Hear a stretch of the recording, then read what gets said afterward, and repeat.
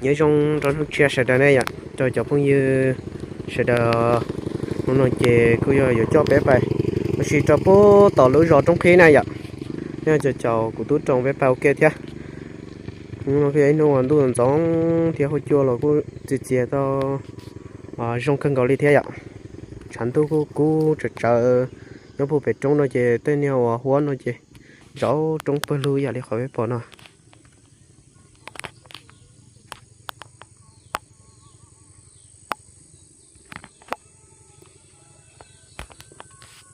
tụi nó giờ tỏ rõ trong nhục của này cho bé béo xí bố tỏ rõ trong khi cái mũ kia nó dạ sẽ bố mà nên từ tôi oxy tỏ thì mua nhiều lông cao này dạ phải sai nhiều lông cao sẽ bố mua nhiều lông cao này nè chào của tôi trong cái bao kia nè một phần nào lại to này cho nên chị cô tôi chọn tôi cho tỏ rõ trong khi nói này dạ cho bên chị muốn sửa lúc trong sau nó xí trong sau nó cái trong đó hơi dạ là bé cô trong túi da nó thế để sẽ ra trong cái lấy túi trước khi có trong này có thể bài bờ lại sau á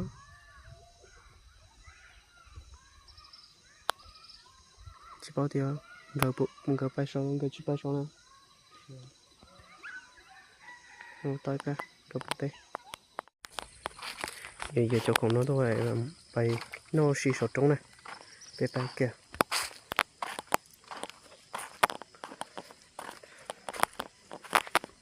rồi do cái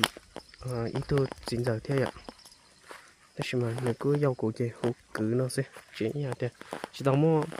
bên này thế chị hôm bé thế này ạ đúng không chị lại nhỏ chị rất xé mà nhau nó sẽ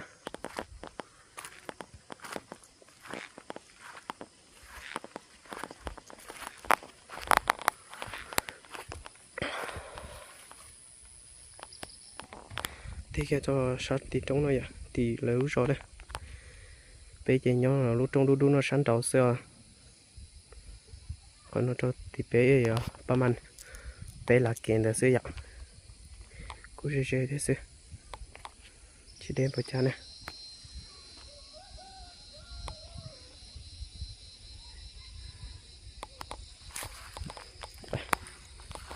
ok rồi to sao thì nó cứ thì cho kể bé bài cho sao lỏng bà vậy tôi xong tôi xong rồi chị cô tôi bỏ tôi nhận sai tao nói tôi còn nói đây chị tôi trong cái rau xin đã nói ạ bây giờ thì cái khó sẽ cân gọi đi chứแต่是我只做人工弄那样或者只人工的那些我种做的呀也我用那些呀用那到别的山呀的的老公怎么找一些的时间的呢那找啥的那些个莫讲动土了这还行动找了中的那么sống có cần gọi đi theo cho cái sự đấy xử lý chọn để nó cứ ấy chót thủ ya chót thủ chấm lúc thủ nó mà sườn tao nhớ cho sát sườn khoảng tao xuống này ạ sát sườn khoảng mà món tao sắp tới này cho nó cho chỉ thủ chuyên chúa thì cho họ làm một gì thế cho nó cho long thủ lấy giờ thì cho này thủ mình thấy ạ thì cứ giờ thì đâu cứ gọi đi thế đâu giờ thì muaไปcho nhau để nó sẽ ạ cho long thủ nó mà tua thiên thần đâu cần gọi đi này ạ nó cho tổ trong khi nó nhớ cho cái khi nó chỉ chủ yếu để mua cho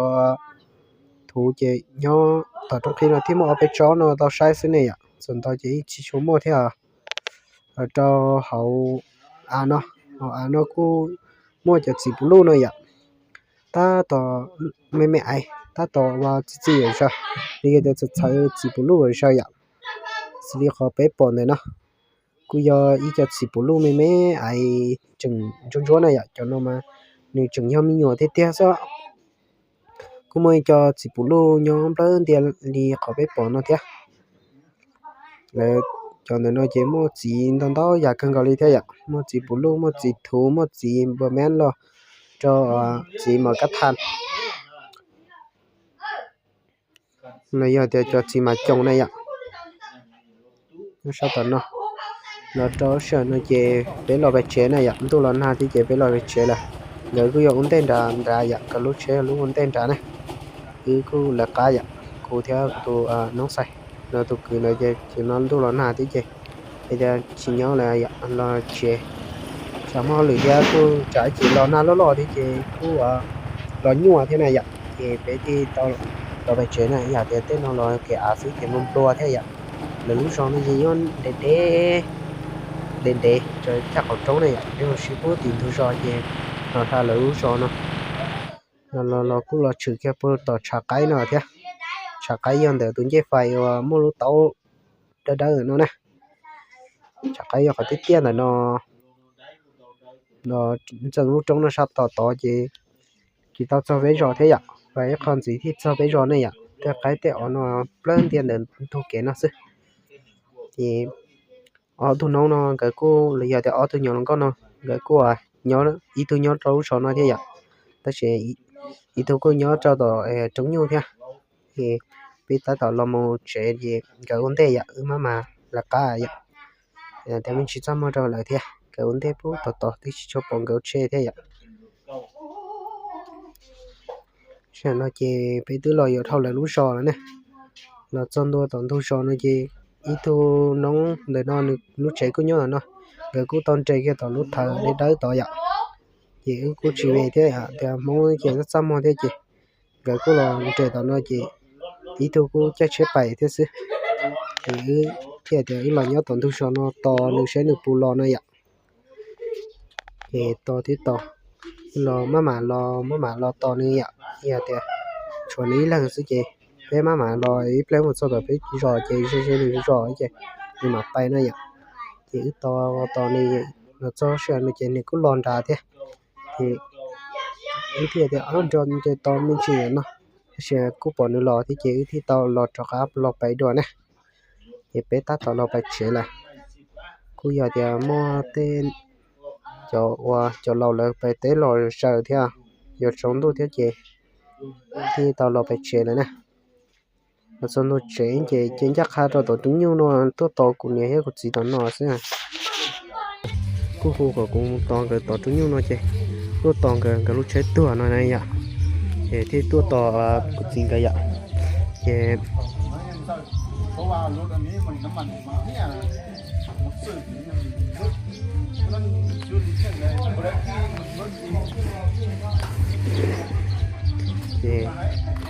cũng tốt to hả tôi cho hả chỉ có chế tua hả nó to lo thôi to ta những cái chỉ sai to lên nè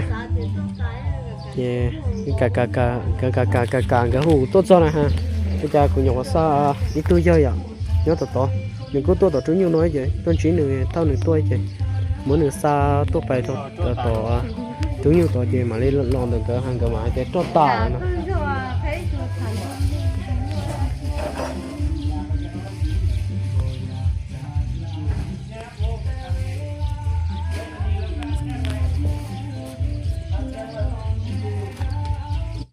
tổng mỗi chỗ có chung vào ta nó có gì thế cho con trai là phải cho lò để cho lò tê cho lò ôm nó này để có chung kia có chung căng này cho nên chỉ có chung lò tua hơn giấy lò tua để đây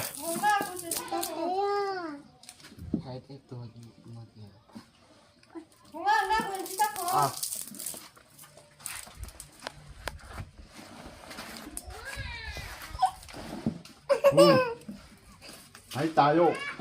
bông tà nè mẹ khơi nè khơi vô bông hả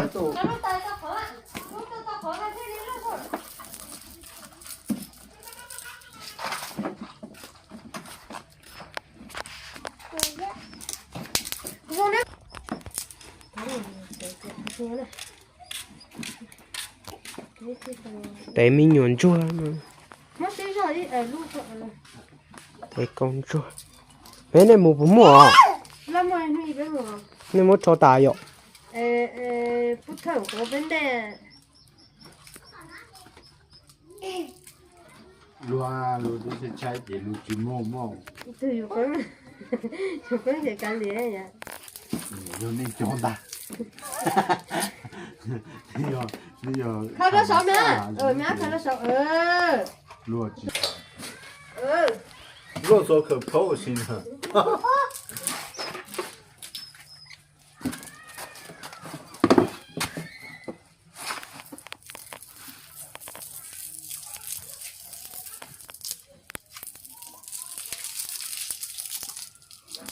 Gỡ để cho con xuống coi chỗ lo con mà để chỉ mót tè hay chỗ lo chắc con để mót tè à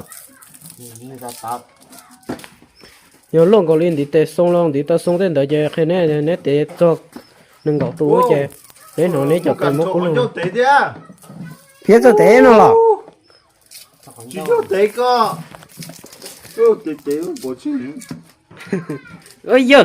muốn cho con giờ con nhớ lọ tàu pa chỉ cho ô lên này bị tè lên nó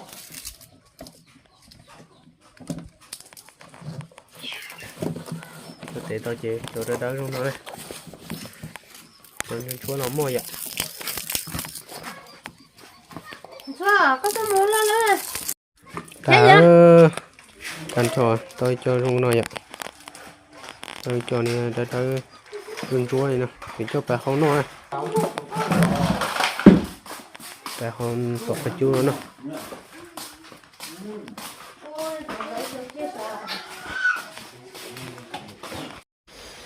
ok ta tổ món hao trò nữa cột trò gì cột trò cái kia cầu cầu nó chỉ đám lò nó ô có rồi chị đâu có tụi nó bên nữa nè nên đầu tiên là salad hay là sao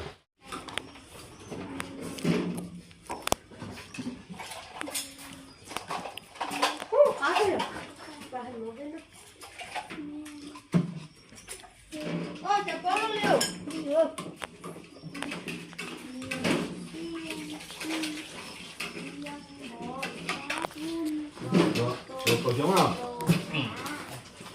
Bé, bây giờ传出来，反正给啥食物多了。如果就各种肉肉种的，一样，各种一样。chị có mất chân gì hả? Nhìn ra cái gì đó nó mờ, nó mờ.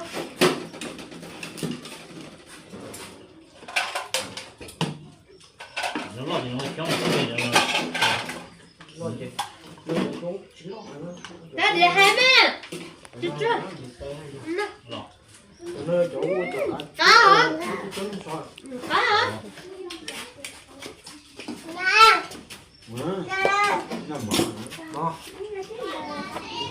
Các bạn nó có tên gì? Nuôi gì cơ? Nó có. Phải mấy bạn cho con nó cơ. Nó mấy hoàn toàn nó mấy ăn được. Chân nè. Sao là quá. Sao kêu có cuốn không? Mà hai.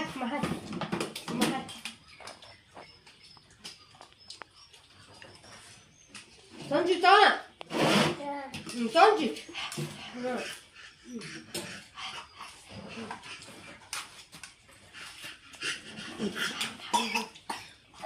Whoa. Are you?